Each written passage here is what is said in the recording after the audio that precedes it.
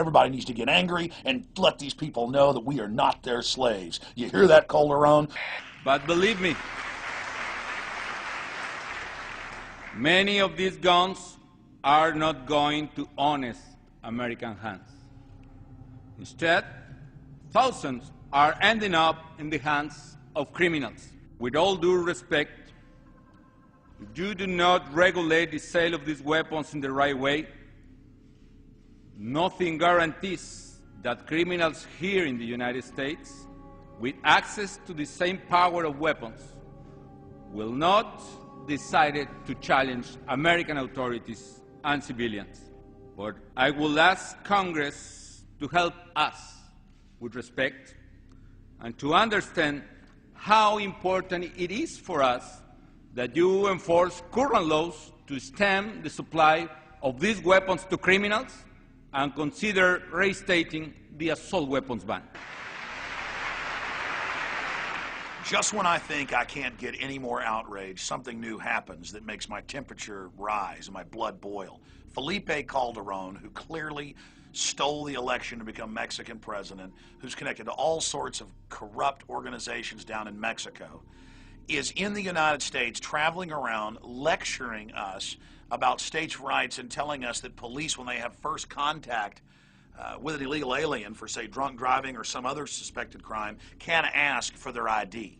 Okay? While the American people are having our rights trampled on a daily basis, and John McCain and Lieberman are trying to pass legislation where U.S. citizens can be secretly arrested by the Pentagon or Justice Department and have our rights stripped and literally disappear into a black hole because the government says they think you're a terrorist, you no longer have a Bill of Rights, okay? But, oh, the government starts crying about civil rights and lying about what's in the legislation, and Janet Napolitano admits she hasn't even read the bill when she's on the news. You had a chance to review the new law that was passed by the state of Arizona? I've not reviewed it in detail. I certainly know of it, Senator. Let me just say this. As you know and are well aware, that's not the kind of law I would have signed. Because if you've read the bill, you know this is all a giant hoax. It isn't violating anybody's right. And Mexico has some of the most draconian laws against people that come into their country out of Guatemala from Central and South America. Some of the most draconian in the world. But that's not why I'm outraged. Okay, that's bad enough to have a foreign president who's illegitimate, who runs a failed, collapsed state with 20+ thousand deaths the last 2 years and crime pouring across our borders, ranchers being murdered. That's not what's got me mad. Can you imagine if an American president, say, went to Germany or China and told them what to do? Can you imagine if the British Prime Minister came here and said, you need to pass anti-Second Amendment legislation. You need to ban assault weapons, all semi-automatic rifles and handguns. That's what he did. That's what he said today to the Congress. In fact, here's the Reuters headline. Calderon urges U.S. to reinstate assault weapons ban and blames us for what's happening in Mexico. If you do not regulate the sale of these weapons in the right way, Mexico has a total gun ban for their citizens. So all these different gangs, some government-backed, others that aren't, can have these big wars with each other, and they have kidnappings and people being shaken down. Every time villagers try to stand up against tyranny, they get machine gunned. I mean, Mexico is a nightmare police state that is a black hole of corruption that is now sucking the United States into it. And Felipe Calderón, this gangster, comes to the United States and in effect says, I want the American people's guns. I want you to be peon slaves like the people of Mexico are. I want to be your El Jefe. I'm going to run your life. And Obama went further on the White House lawn. He said that our nations are not defined by their borders and that we're all one people.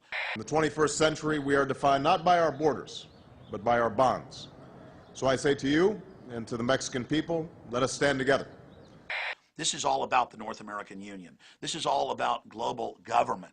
And they're openly saying that our nation isn't about borders and that we transcend borders now. We're all one big world. Yeah, under global corporate rule that seeks to disarm the American people. I've always told you, folks, that the people pouring in from Mexico have been filled with an anti-American fervor. They've been taught that the Southwest belongs to Aztlan and was stolen.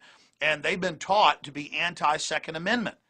I mean, can't they see that they've been disarmed in their country and that we're not going to be disarmed here? That's my number one reason for being against open borders and this unlimited illegal immigration, is because over 90% of these people, when they finally become citizens and vote in recent years, are voting to take my guns. Look, I'm not your slave. You're not getting my guns. And that's why the sleeping giant that is America is rising. That's why Rand Paul beat the Republican establishment candidate in Kentucky, despite all the big bank financing. That's why the Republican incumbent senator just lost to a true patriot Tea Partier in Utah. That's why Arlen Specter, Magic Bullet, Specter is out.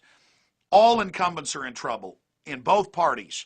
You're going to be out of office, and your electronic voting machines aren't going to stop us, because when there's a landslide, they have trouble, carrying out the fraud. And we are going to defend this nation. And I want to ask Hispanic Americans this, because I've seen polls as high as 79% of Hispanic Americans want to be Americans. They love the American flag. They love the Bill of Rights. They love private property. They understand what's happening.